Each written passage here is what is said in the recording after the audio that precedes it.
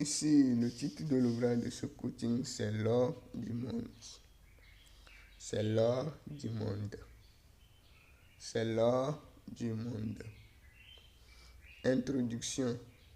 L'or est un métal précieux car l'or est vendu à des millions qui enrichit les entrepreneurs, voire les habitants qui habitent dans les localités où il y a de l'or. Pourquoi l'or est vendu? L'or est vendu à cause de son utilité. C'est pour cette raison que quand le sujet de l'or est arrivé en Afrique, les Africains devenaient riches en exploitant de l'or. Lorsqu'un pays ou une localité détient un bien ou un service utile qu'un ou des pays a besoin, les habitants du pays ou de la localité s'enrichissent grâce à la création des entreprises producteurs du bien ou du service pour exporter vers le ou les pays voisins, qui va créer de la richesse au sein des localités d'un pays ou d'une localité.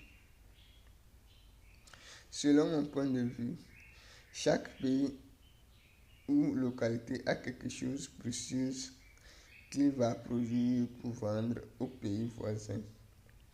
Par exemple, les entreprises européennes produisent les produits comme vélos, vêtements, voitures, les boissons, etc. qu'elles exportent vers les pays africains qui créent de la richesse en Europe.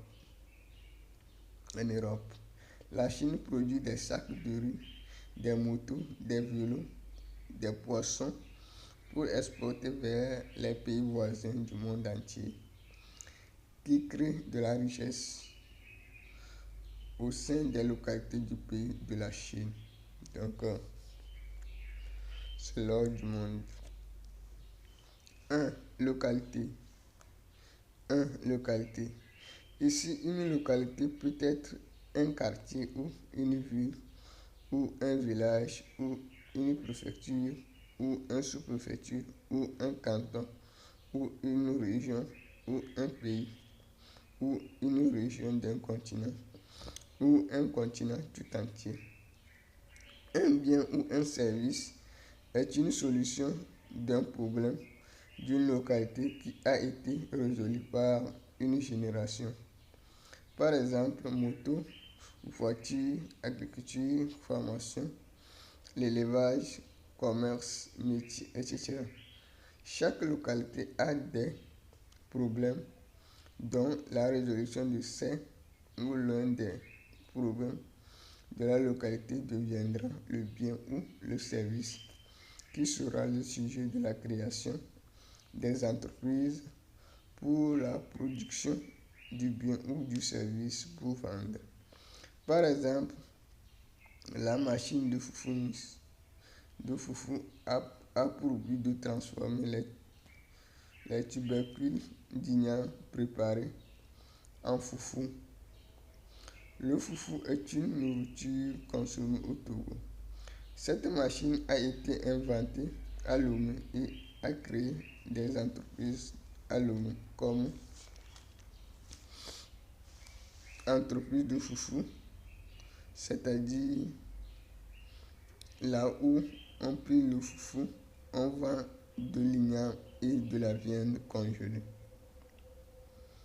Cette civilisation a gagné les autres villes du Togo, à savoir Aného, Balémé, Adétikope, Tévi, Agbelouvé, Notien, Atakpamé, Tablibo, Ani, Bita, Gléi, Bassa, Bafilo, Sotubois, Sokode, Kara, Nyamtougou, Kantin, Mango, Dapang, Séquencé, etc. Voilà les pays voisins du Togo, le Bénin. C'est une solution qui a vu le jour à Lomé et puis plus tard dans les autres villes du Togo. Une autre manière de faire le foufou Un beau jour, cette solution peut arriver en Europe. Donc, cette civilisation peut arriver en Europe. 2. Solution.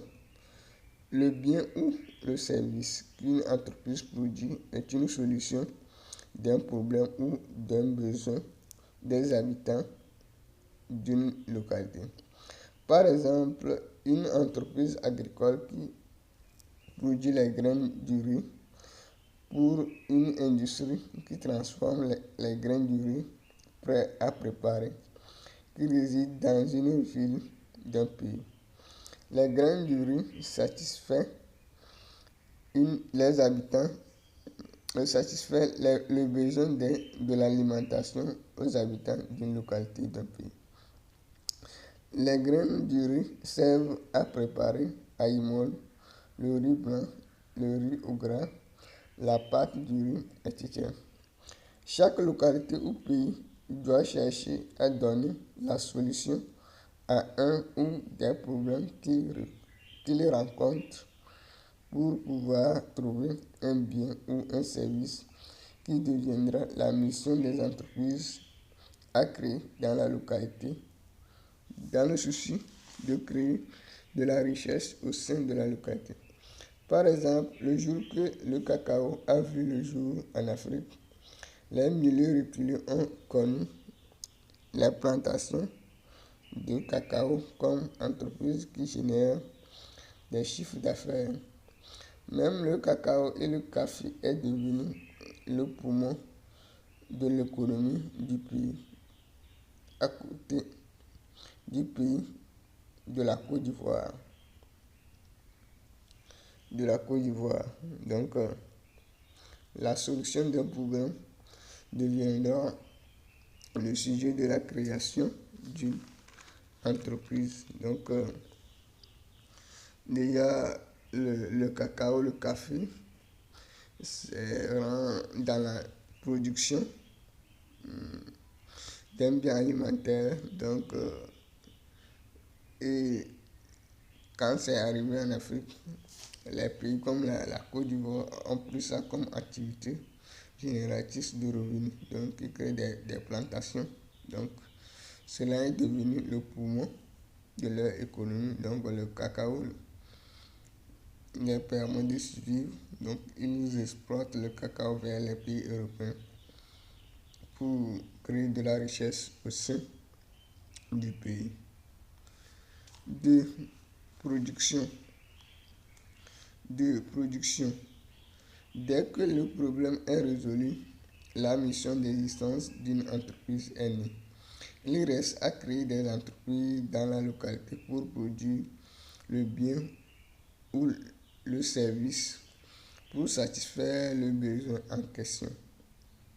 Une entreprise est un lieu de production des biens ou des services pour satisfaire les besoins des habitants d'une localité en contrepartie d'un prix sur chaque service rendu à un client de l'entreprise. Pendant les jours ouvrables d'une semaine, une entreprise produit une quantité de biens ou de services pour répondre aux demandes des clients qui consultent les services de l'entreprise. C'est le processus de la production des produits d'une entreprise. Chaque entreprise doit appliquer les théories des révolutionnaires pour maintenir ou augmenter la production des produits d'une entreprise pendant les jours ouvrables d'une semaine, dans le souci de répondre aux demandes des clients en termes de produits. Le but d'une entreprise à la fin d'un jour, c'est d'atteindre sa mission qui est la production d'une quantité de produits pour vendre à une cible ou à un nombre de clients en contrepartie d'un prix sur chaque service rendu au client. Par exemple, l'entreprise Sintogo produit des paquets de ciment pendant les jours ouvrables d'une semaine pour vendre à ses clients. La vente des produits que l'entreprise produit pendant les jours ouvrables d'une semaine génère à l'entreprise des chiffres d'affaires qu'elle utilise pour payer ses dettes envers les fournisseurs de l'entreprise, les actionnaires de l'entreprise et les travailleurs de l'entreprise.